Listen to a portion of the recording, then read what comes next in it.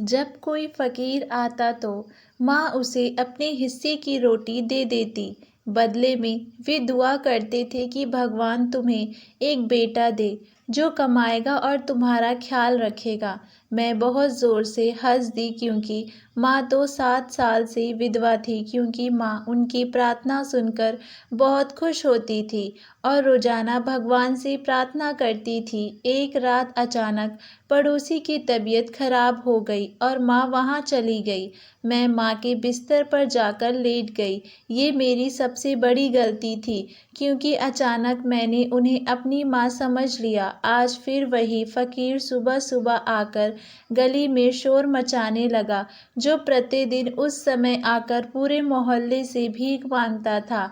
मुझे बहुत गुस्सा आता था, क्योंकि उसके आते ही मेरी माँ जाकर अपने हिस्से की रोटी उसे दे देती थी और वे खुद भूखा रहती थी। हम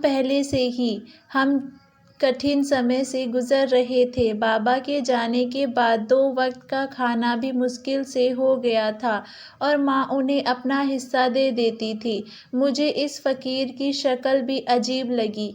उसने हाथों में गले में बड़ी बड़ी चूड़ियाँ पहनी थी और आँखों में ढेर सारा काजल लगाया हुआ था, जिससे वे अजीब लग रहा था। सारा मोहल्ला इस फ़कीर का आदर करते थे, क्योंकि सभी मानते थे कि उनकी दुआएं बहुत असरदार होती हैं, और यही मुख्य कारण था कि मैं उससे दूर रहती थी और उसे नापसंद करती थी। जब भी माँ उसे अपने हिस्से की रोटी देती तो फ़कीर जवाब देता कि भगवान तुम्हें एक बेटा देगा जो कमाएगा, खिलाएगा और तुम्हें सुखी के दिनों में भेजेगा।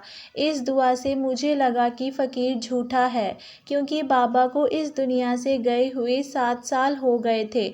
मेरा नाम रूबी है। सब मुझे प्यार से परी बुलाते थे। उन सभी की सूची में केवल मेरे माता पिता ही शामिल थे, क्योंकि उनके अलावा मेरे आसपास कभी कोई नहीं था। देखा, मेरी कोई बहन या कोई रिश्तेदार नहीं था। पड़ोस में मेरे केवल 1 या 2 दोस्त थे और कभी कभी हम एक दूसरे से बात करते थे। जब मुझे होश आया और स्कूल जाना शुरू किया तो मुझे अपने दोस्तों को अपने रिश्तेदारों के घर जाते देखकर बहुत दुख हुआ और सोचा, क्यों हमारा कोई रिश्तेदार नहीं है। मैं माँ से पूछती तो वे कहने लगी कि दुनिया में मेरे कोई भाई बहन नहीं है और तुम्हारे पिता के रिश्तेदार हमसे नाराज़ हैं। जब मैं थोड़ी बड़ी हुई तो मुझे पता चला कि मेरे माता पिता ने अपनी मर्जी से शादी कर ली है, इसीलिए उन्हें घर से निकाल दिया गया और उनसे सारे रिश्ते तोड़ दिए गए। मेरे पिता एक मज़दूर थे, दिन भर काम करते तो शाम को खाना मिलता था। मेरी माँ को साधु संतों और फ़कीरों से बहुत प्रेम था। हर शुक्रवार को वे एक फ़कीर के पास जाती और अपनी परिस्थितियों को बदलने के लिए प्रार्थना करती। वे कहती, पीर साहब ने कहा है कि अगले वर्ष हमारी परिस्थितियाँ अवश्य बदलेगी और हमें कोई बड़ी खुशी मिलेगी। मैंने कहा, माँ, मैं अपनी बहन या भाई की खुशी चाहती हूँ। मेरा दिल चाहता है कि मेरे साथ खेलने के लिए एक छोटा बहन या भाई हो। खुदा माँ को भी बेटे की बड़ी चाह थी। मैं 8 साल की थी और मैंने अपनी माँ से पूछा कि क्यों हमें अगले साल कोई खुशी मिलेगी। उसने मेरे दिल में भी उम्मीद जगा दी थी, लेकिन अगले साल खुशी के जगह वो शख्स यही है जिसके बारे में मैं हमने ख्वाब में भी नहीं सोचा था। मेरा बाप रोज की तरह काम के लिए घर से निकला, मगर वापस चारपाई पर आया था। उस वक्त मैं छोटी थी, इसीलिए मालूम नहीं हो पाया कि बाबा को क्या हुआ था। बस इतना याद है कि बाबा मर गए थे। हैरत तो मुझे माँ पर हुई, जो इतनी बड़ी खबर सुनकर भी सुकून से बैठी रही। मुझे आखिरी बार बाबा का चेहरा भी ना देखने मिला। मोहल्ले वाले कहने लगे, बेचारी विधवा हो गई। इतनी सी उम्र में बाबा के जनाजे पर मैंने पहली बार अपने घर में लोगों का रश देखा था। किसी के मुंह से सुना था कि मेरे ताया और चाचा भी आए थे, मगर उन्होंने बस अपने भाई के जनाजे में शिरकत की और चले गए। मुझे प्यार करना तो दूर की बात, उन्होंने मुझे देखना तक गवारा नहीं किया था। मेरी माँ बिल्कुल खामोश थी, उनकी आंखों से एक आंसू बहा नहीं। मेरे बाबा की मौत हो गई तो मेरी माँ ने वो मोहल्ला ही छोड़ दिया। बाबा के जाने के बाद माँ का ज़्यादातर वक्त घर से बाहर गुजरने लगा था। मैं नहीं जानती थी कि वो सारा वक्त बाहर क्या करती हैं। शाम को घर आती तो हम दोनों के लिए खाना ले आती। मैं माँ से पूछती कि माँ सारा दिन कहाँ होती हो, तो सुकून से कहती काम करने जाती हूँ। मैं बड़ी हो रही थी इसीलिए मुझे लोगों की बातें बहुत बुरी लगती। जब मोहल्ले वाली औरतें माँ को देखकर अजीब अजीब बातें करती थी। मैं माँ से पूछती तो माँ कहती लोगों की बातों पर ध्यान न दिया करो। एक दिन मैं स्कूल जा रही थी कि मैंने एक बार रास्ते में माँ को देखा। वो एक कोठरी के अंदर जा रही थी। मुझे तभी ताज्जुब हुआ तो मैं भी माँ को आवाज़ देती अंदर चली गई। वो बहुत खूबसूरत घर था। मैंने माँ को यहीं आते देखा था, इसीलिए बिना सोचे समझे उसके पीछे अंदर तक चली आई। अचानक एक कमरे से मेरी माँ बाहर निकली। मुझे यूँ उस घर में चलता फिरता देखकर उसके चेहरे की रंगत उड़ गई। जल्दी से मेरा हाथ पकड़ा और मुझे खींचते हुए घर से बाहर ले गई। मुझे गुस्से से डांटते हुए माँ ने कहा तू अंदर कैसे आई, मेरा पीछा कर रही थी। मैंने रोते हुए कहा माँ मैं तो स्कूल से वापस आ रही थी कि रास्ते में आपको देखा, आपको आवाज़ देते हुए पीछे आ गई। माँ ने सख्ती से कहा खबरदार, आज के बाद तुमने आगे मुझे रास्ते में कहीं भी देख लिया तो तुम मुझे आवाज़ नहीं दोगी और ना ही मेरे पीछे आओगी। वो मेरा घर नहीं, मेरे मालिकों का है। मैं वहाँ काम करने जाती हूँ। आज के बाद से मुझे तू रास्ते से घर जाती नज़र ना आना। अपने स्कूल आने जाने का रास्ता बदलने में रोते हुए घर वापस आ गई। मैं 15 साल की हो गई थी और माँ अभी तक मुझे बच्ची ही समझती थी। अगले 2 सालों ने एकदम ही मेरी किस्मत बदल दी। मैं 17 साल की थी मगर मेरा कद माँ जितना हो गया था, इसीलिए मैं अब घर से बाहर कम ही निकलती थी। उस फ़कीर की अपनी गली में मौजूदगी मैंने ही नोटिस की थी। मैं और माँ बाजार से आ रहे थे जब उस फ़कीर ने रास्ते में कुछ खाने को मांगा। उस वक्त माँ के हाथ में जितने पैसे थे बस फ़कीर को दे दिए। बदले में उस फ़कीर ने माँ को बेटे की दुआ दी, जिसे सुनकर मैं तो हंस पड़ी मगर माँ तो यूँ खुश हुई जैसे उन्हें दुनिया जहान की खुशी मिल गई हो। जैसे ही उस फ़कीर को पता चला कि बेटे की दुआ पर खुश होकर उस औरत ने पैसे दिए हैं, उसने रोज़ हमारी गली में आना शुरू कर दिया। आता और आवाज़ लगाता माँ भाग कर जाती और अपने हिस्से की रोटी उसको दे देती। मैं कहती माँ तुम विधवा हो, बाबा को मरे 7 दिन नहीं 7 साल गुजर गए हैं, तुम्हें बेटा कैसे हो सकता है। मगर माँ तो जैसे रोज़ इसी दुआ के इंतज़ार में रहती। मैंने मेडिकल करके एक अस्पताल में नौकरी कर ली ताकि अब माँ को कामकाज से मना कर दूँ। एक दिन अस्पताल में मैंने माँ को देखा, मैं हैरान हुई। उनके जाने के बाद मैंने डॉक्टर से पूछा कि ये किस लिए आई थी, तो कहने लगी ये औरत अल्ट्रासाउंड के लिए आई थी। ये सुनकर तो मैं इत्याई शौक हो गई। मेरा दिल चाहा अपना सर पीट लूँ। माँ को क्या हो गया था जो इस तरह की हरकतें कर रही थी। अपना कमरा भी हर वक्त बंद किए रखती, यहाँ तक कि मुझे भी ना आने देती। मैं कुछ कहती तो माँ उल्टा मुझे डांट देती। फ़कीर के पर भागी भागी जाती। बेटे की दुआ पर यूँ खुश होती जैसे वाकई में उनको मिल जाना हो। और अब अस्पताल अल्ट्रासाउंड करवाने आने का क्या मतलब था। एक सोच मेरे जहन में आई कि कहीं माँ सच में तो। मैंने जल्दी से लाहौर पढ़ी कि ऐसा भला कैसे हो सकता है। बेटा तो तभी पैदा होगा ना जब माँ ने शादी की हो। अगर माँ चाहती तो शादी कर सकती थी। मैंने कौन सा कोई मना किया था जो उन्हें छिपकर शादी करनी पड़ी। लेकिन रोज ही माँ अल्ट्रासाउंड करवाने आ जाती। मैं तो शर्मिंदगी के मारे किसी को बताती भी नहीं थी कि ये मेरी माँ है। मेरी समझ में बिल्कुल नहीं आ रहा था कि माँ क्या चाहती है, क्यों ये सब करके अपना मजाक बनवा रही है। डॉक्टर भी हंसती थी कि अजीब औरत है, रोज अल्ट्रासाउंड करवाने आ जाती है। मैंने सोचा कि माँ से साफ और सीधी बात करनी पड़ेगी, इस तरह तो अपना तमाशा बनवा रही हैं वो। मैंने घर जाकर माँ के कमरे में दरवाजे पर दस्तक दी और कहा, माँ मुझे तुमसे बात करनी है। माँ ने बजाय दरवाज़ा खोलने के अंदर से ही आवाज़ दी कि अभी कमरे में जाकर लेट जाओ, शाम हो रही है, सुबह बात करेंगे। मैंने कहा, माँ दरवाज़ा तो खोलो, सिर्फ 2 मिनट की बात है। माँ ने दरवाजे से सर निकालते हुए पूछा, हाँ बोलो, क्या बात करनी है। मैंने कहा, माँ क्या कमरे में कोई है? पता नहीं, इस सवाल पर माँ घबरा गई थी या मुझे लगा कि वो घबरा गई हैं। कहने लगी, नहीं कमरे में तो किसने होना है, तुम आओ अंदर आकर बात करो। मैं माँ के कमरे में चली गई, हर तरफ नज़र दौड़ाई मगर मुझे कोई नज़र नहीं आया। हैरान होकर मैंने पूछा, माँ रोज़ फ़कीर बाबा बेटे की दुआ देते हैं तो तुम उसे बताती क्यों नहीं कि तुम विधवा हो? माँ कुछ देर तक खामोश रही, फिर कहने लगी, वो बेचारा दुआ देता है, देने दो, तुम्हारा क्या जाता है। मैंने अगला सवाल किया, माँ कमरे में मुझे क्यों नहीं आने देती? माँ ने कहा, अभी तुम आकर मेरे कमरे में बैठी नहीं हो, मैंने तुम्हें कब मना किया? माँ के पास जैसे हर सवाल का जवाब था। अब की बार जो मैंने सवाल पूछा मुझे यकीन था माँ के पास इस सवाल का जवाब नहीं होगा। मैंने कहा, माँ मुझे ये बताओ कि तुम रोज़ अस्पताल अल्ट्रासाउंड क्यों करवाने जाती हो?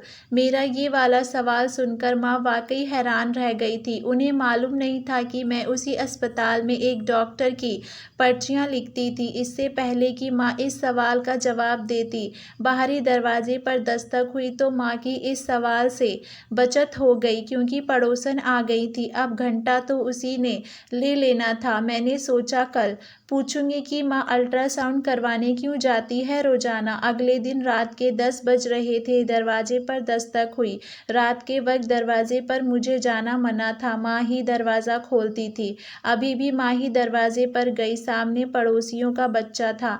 माँ का हाथ पकड़कर कहने लगा, आंटी माँ की तबीयत बहुत ख़राब हो गई है, आपको बुला रही हैं। माँ की वे पक्की सहेली थी, इसीलिए जल्दी से दरवाजे से ही उसके साथ चली गई। जाते जाते कह गई, अपने कमरे में चली जाओ और दरवाज़ा बंद कर लेना। मैं ना जाने क्यों अपने कमरे में जाने के बजाय माँ के कमरे की तरफ आ गई और माँ के बिस्तर पर लेट गई। और यही मेरी सबसे बड़ी गलती थी, मुझे ऐसा नहीं करना चाहिए था क्योंकि माँ समझकर किसी ने अचानक माँ का नाम लेकर मुझ पर से कंबल हटाया था। मेरी चीख निकल गई। कमरे में अंधेरा था। मैंने जल्दी से उठकर कमरे से बाहर दौड़ लगा दी। मैं घबरा रही थी। मुझे समझ नहीं आ रहा था कि अभी ये मेरे साथ क्या हुआ था। किसी ने माँ के धोखे में मुझ पर से कंबल पीछे किया और माँ का नाम लिया था। मैं डरकर दरवाज़ा खोलकर बाहर निकली ही थी कि सामने माँ से टकरावा हो गया। वो मुझे इस तरह घबराए हुए देखकर माँ परेशान हो गई। कहने लगी, क्या हुआ? मैंने सारी बात बताई, जो जो मेरे साथ कमरे में हुआ था। माँ ने सारी बात सुनने के बाद मुझे कहा, तुम मुझे गलतफहमी हो रही है, कमरे में कोई नहीं है। मैंने कहा, नहीं माँ, कमरे में कोई था, मैंने खुद किसी की आवाज़ सुनी थी। माँ अपने कमरे में गई और 1 मिनट बाद ही मुझे आवाज़ देकर कहा, आप देख लो, कोई नहीं है यहाँ। मैं डरते डरते माँ के कमरे में दाखिल हुई तो वाकई कमरे में कोई नहीं था। माँ ने कहा, बस देख लिया, कहा भी था कि कोई नहीं है यहाँ, तुम्हारा वहम है। मेरा दिमाग किसी तौर पर थोड़ी देर पहले हुए वाक्य को वहम मानने पर तैयार नहीं था। मेरे साथ वो सब कुछ हकीकत में बीता था। मैंने सोचा माँ को बताने का कोई फ़ायदा नहीं है। मैं अपने कमरे में आकर सोचने लगी कि माँ के कमरे में भूत तो नहीं था, क्योंकि मुझे काफ़ी समय से किसी की मौजूदगी का एहसास हो रहा था। मैं अब रोज़ सुबह 7 बजे घर से निकलती और रात के 7 बजे घर आती। माँ को मैंने कह दिया था कि अब तुम नौकरी नहीं करोगी, इसीलिए वे घर पर ही रहती थी। मैं अस्पताल जाने के लिए गाड़ी में बैठी तो मोहल्ले की एक और लड़की मिल गई। मुझे कहने लगी, तुम्हें कुछ खबर भी है कि तुम्हारे घर में क्या चल रहा है? मैंने चौंक कर पूछा, क्या मतलब है इस बात का? क्या चल रहा है मेरे घर में? वो कहने लगी, देखो बुरा मत मानना, मेरा मकसद तुम्हें सिर्फ सच्चाई से अवगत कराना है। पूरा मोहल्ला तुम्हारी माँ को लेकर बातें बना रहा है। मैंने बेचैनी से पूछा, कैसी बातें? वो कहने लगी यही कि तुम्हारी माँ ने शादी कर ली है छिपकर। ये सुनकर मैं हैरान रह गई। अब मैं उसे क्या बताती कि कल रात के बाद से तो मेरे ज़हन में भी ये शक है। कल रात जो आवाज़ सुनाई दी थी मुझे वो मर्दानी आवाज़ थी। मैंने उनको मुस्कुराकर कहा, फ़िलहाल तो ऐसी कोई बात नहीं है, मगर मैं तो माँ को कहती रहती हूँ कि शादी कर लो, मगर वो मानती ही नहीं। उस लड़की की तो जैसे तैसे तसल्ली करवा दी, मगर अंदर ही अंदर मैं बुरी तरह उलझ कर रह गई थी। मोहल्ले वालों की जुबान कैसे बंद कर सकती थी? चाहे बात कोई भी हो, वो बात का बतंगड़ बना देते हैं। मैंने कहा, माँ, अब की बार मैं कुछ ऐसा करूँगी कि तुम्हें सच बताना पड़ेगा। अगली रोज़ माँ उस फ़कीर आवाज़ पर रोटी देने बाहर निकली तो मैंने भी उनकी गुफ्तगू सुनने के लिए कान लगा दिया। माँ उस फ़कीर से कह रही थी, बाबा जी, अभी तक बेटे की खबर नहीं मिली। वो ढोंगी बाबा कहने लगा, बच्चा मिल जाएगा, आज ही टेस्ट करवा, बच्चा मिल जाएगा। माँ उसकी बात सुनकर बहुत खुश हुई। असल में मैंने ही उस फ़कीर को कहा था कि मेरी माँ से ये कहे। अब आगे का मरहल था। मुझे मालूम था कि माँ अल्ट्रासाउंड करवाने भागी भागी अस्पताल आएगी। मैंने वहाँ की डॉक्टर को भी अपनी मदद के लिए पहले से कह दिया कि कमला नाम की औरत आए तो आपने झूठ बोलते हुए उसे कहना है कि वे बेटे की माँ बनने वाली है। मैं जानती हूँ कि अपनी माँ को बेवकूफ़ बनाना अच्छी बात नहीं होती, मगर राज जानने के लिए मेरे पास कोई और रास्ता नहीं था। माँ थोड़ी देर बाद अस्पताल चली गई और मैं घर पर रुकी रही। अपने प्लान को पूरा करने के लिए मैंने आज काम से छुट्टी ले ली थी। 2 घंटे बाद माँ की वापसी हुई। वे बहुत खुश लग रही थी, इतनी खुश कि उसने खुशी छिपाई नहीं, छिप रही थी। घर आई तो मैंने कहा, माँ, कहाँ से आ रही हो? बहुत खुश दिखाई दे रही हो। सब खैरियत है ना? कहने लगी, हाँ हाँ, सब खैरियत है, बाद में बताऊंगी। ये कहकर वो अपने कमरे की तरफ बढ़ने लगी तो मैंने कहा, माँ, अभी अंदर ना जाओ, मैंने कमरे में आग लगा रखी है, क्योंकि पीर साहब ने कहा था कि मेरी बात पूरी सुने बगैर ही माँ आगे का नाम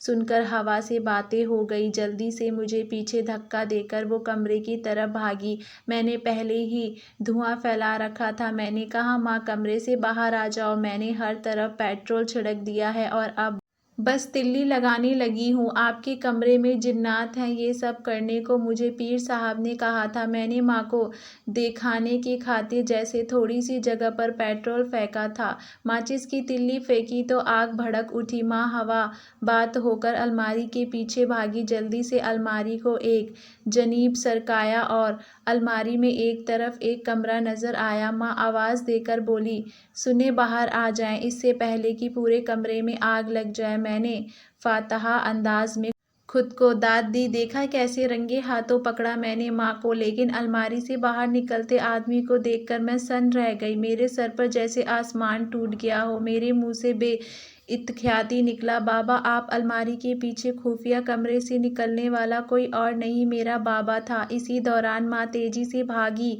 और बाल्टी भरकर पानी फेंक कर वो थोड़ी सी आग बुझा दी, लेकिन अब असल आग तो मेरे अंदर जल चुकी थी। 7 सालों बाद बाबा को यूं सामने देखा और भी इस किस्म की सूरत-हाल में मेरे लिए बहुत गौर यकीनन था। मुझे अपनी आंखों पर यकीन नहीं आ रहा था कि वाकई वही शख्स मेरे सामने खड़ा है जिसको मरे 7 साल हो चुके हैं। मुझे यूं गुमसुम से अंदाज में खड़े देखकर माँ आगे बढ़ी और बोली, मैं जानती हूँ कि हमने तुम्हें धोखा दिया है, तुम्हें बहुत कुछ छुपाया है। मैं शर्मिंदा हूँ कि सच इस तरह सामने आ गया, वरना मैं तुझे बताने ही वाली थी।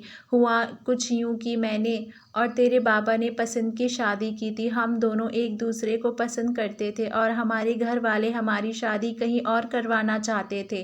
तुम्हारे बाबा के घर वाले काफ़ी अमीर थे, इसीलिए उन्हें एक छोटे घर की बहु मंजिल नहीं दी। तुम्हारे दादा ने हमें कबूल करने में इनकार कर दिया, लेकिन सब कुछ छोड़ छाड़ कर हम लोग एक नई ज़िंदगी का आगाज़ करने शहर आ गए। तुम्हारे बाप बाद में कई बार अपने बाप को मनाने जाता रहा, मगर वे बहुत सख्त दिल थे, ना माने। इसमें बड़ी वजह तुम्हारे चाचा और ताया का रवैया था। वो चाहते ही नहीं थे कि मैं और मेरा शहर उस हवेली में रहे। हमें बेदखल करवाने के लिए वे अपने बाप के कान भरते रहते थे कि कभी उनको माफ़ ना करना। तुम्हारे बाप के ख़ानदान का एक अजीब रिवाज था कि जायदाद में सिर्फ लड़के को ही हिस्सेदार बनाया जाता था। तुम्हारे ताया की 2 लड़कियां थीं और चाचा की भी एक बेटी थी। बेटा किसी का भी नहीं था। कई साल गुजर गए, आखिर तुम्हारे दादा का दिल नरम हुआ और उन्होंने तुम्हारे बाबा को कहा, बेटा पैदा करके और मेरा पोता लेकर मैं उस दिन तुझे माफ़ कर दूंगा। ये खबर दूसरे के लिए अच्छी साबित नहीं हुई थी, क्योंकि इस तरह आधी से ज़्यादा जायदाद तुम्हारे बाबा के पास चली जाती। माँ यहाँ तक कहानी सुनकर चुप हुई और बाबा को कहा, आगे आप बताइए क्या हुआ। बाबा कहने लगे, मेरे भाइयों को ये गवारा ना हुआ कि कहीं मैं बेटा पैदा करके अब्बा की माफ़ी और आधी जायदाद ना ले लूं, इसीलिए उन्होंने मेरे खिलाफ साजिशें शुरू कर दी। मुझे जान से मारने की कोशिश करने लगे, यहाँ तक कि मुझे अपनी ही मौत का झूठा ड्रामा करना पड़ा ताकि सबको यकीन आ जाए। मेरे जनाजे पर मेरे दोनों भाई आए थे, उन्होंने मुझे अपने हाथों से कब्र में उतारा था। उनके जाते ही फ़ौरन मेरी बीवी यानी तुम्हारी माँ ने मुझे बाहर निकाल लिया था। हम किसी दूसरे मोहल्ले में चले गए, सिर्फ इसीलिए कि वो लोग तुम्हें और तुम्हारी माँ को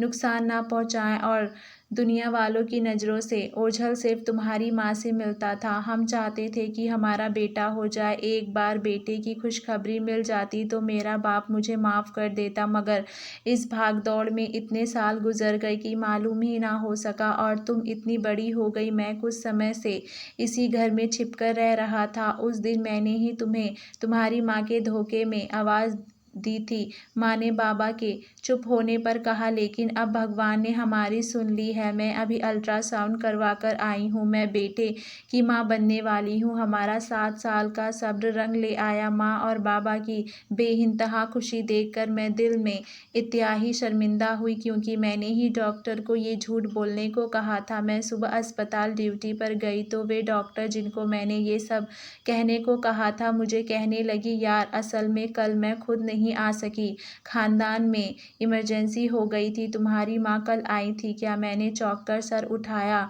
अगर वो कल नहीं थी तो इसका मतलब था कि किसी और डॉक्टर ने उनको चेक किया था और वो खबर सच्ची थी। मेरी माँ सच में बेटे की माँ बनने वाली थी। मैं उस वक्त सजेद में गिर गई। मैं तो कल से अम्मा और अब्बा से नज़रें ही नहीं मिला पा रही थी कि जब इन्हें पता चलेगा कि मैंने झूठा बुलवाया था तो वो क्या सोचेंगे, मगर खुदा की कुदरत के ये सच हो गया। मैं बहुत खुश हुई। घर जाते हुए मैंने मिठाई खरीदी, क्योंकि अब हमारे दिन फिरने वाले थे। जैसे ही मेरा भाई पैदा होता हम उसे लेकर गांव जाते और दादा को सारी साजिशों से बेखबर करके उनको उनका वारिस देते, जिसके लिए मेरी माँ ने 7 साल की नियति सही थी।